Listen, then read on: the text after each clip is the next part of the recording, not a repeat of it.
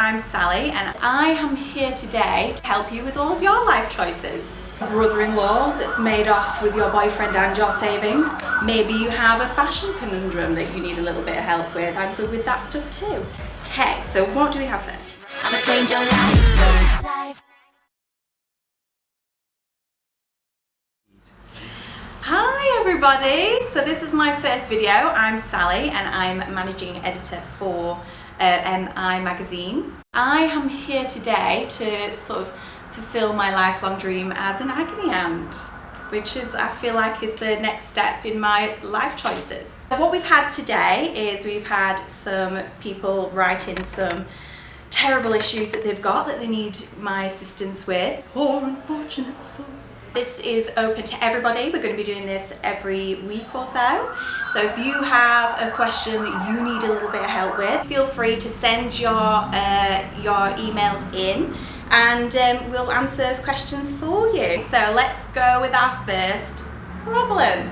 So, dear Sally, I'm a 24-year-old accountant and I've recently realised that I'm in love. The only problem is that she's an anime character. I feel Sakura, I think that's the name, and I have a real connection. Is this love really forbidden? Well, Mr. Accountant, your love is not forbidden. You can love whoever you want. You can even probably buy a Sakura blow-up doll off of the internet and do whatever you wish with it. However, what I would say is that if you do want to have a life with somebody with a pulse, then it probably would be better to go for someone that just shares your interests. Go on the internet and find someone that also likes the same anime and go to like Comic-Con and meet a girl who will dress up as Sakura, because a girl will. These girls are like, you know, they're into it too. They'll dress up. They'll be a bit more like overhang, but you know, she'll be real and she'll be better than Mrs. Palm. I mean, it's obvious you're gonna like girls that are anime characters because they're not real. Real women backchat you and probably have a bit of a gut. So go for that, that's what I'd say. And just don't hurt yourself. Next question. Dear Sally, I want to get glammed up to my eyes and be the fiercest drag queen in London, but I don't want to tuck. Any advice? I'd really be interested to know what your drag name is, so please feel free to send that in next time because we all feel that we get to know you a little bit better. But what I would say, Mr. Him/Her, is, well, don't tuck if you don't want to tuck. Like, tucking's painful, man. It's like literally like riding a bike all day. That's not nice for anybody. Like, rock it out and proud. Like, it depends. If you're a drag queen, it's quite obvious that you're a drag queen.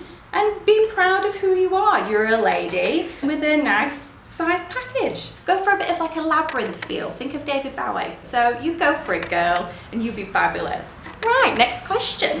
Dear Sally, I recently moved from the countryside to London, but I'm really scared of escalators. What do I do to get over this fear? Well, this is a funny one actually, because when I moved to London from the countryside, I was also really scared of the escalators and the tubes and the city life in general, because I used to get really, really frightened and I used to have like actual panic attacks at the top of escalators. I'm gonna faint, I'm gonna fall off, and I'm gonna roll down the escalator. And what I did was for 8 months straight, I wouldn't go to a tube station that didn't have a lift. The way to make yourself not frightened is to really go on baby steps. And there's something that I learned that my husband taught me actually, is when you are frightened of something and you're doing something that you don't like doing, build a house in your brain. In my dream house, I would have this sofa, and in my dream house, I would have this rug, and in my dream house, I would have this TV until you've done your living room. And then you'll go up to the next room and then you'll think,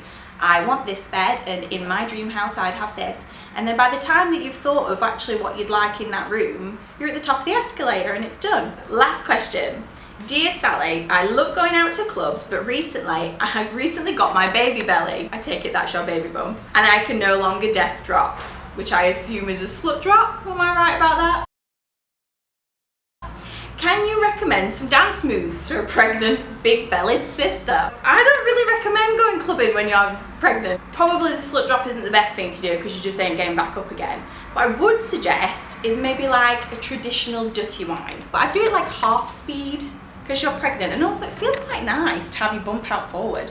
Even when you're not in a club, maybe just like go home, Like, throw off your clothes, do a little dirty wine, and you'll just feel good about life. So that's what I would say to expectant mothers that want to get down in the club. Right then, so that's our questions for today. Thank you very much for tuning in. If you would like me to answer any of your queries or woes, feel free to send them in. And remember to subscribe, because subscribers win prizes. Yes, they do. So until next time, boys and girls, remember, I'm not just fat, I'm pregnant.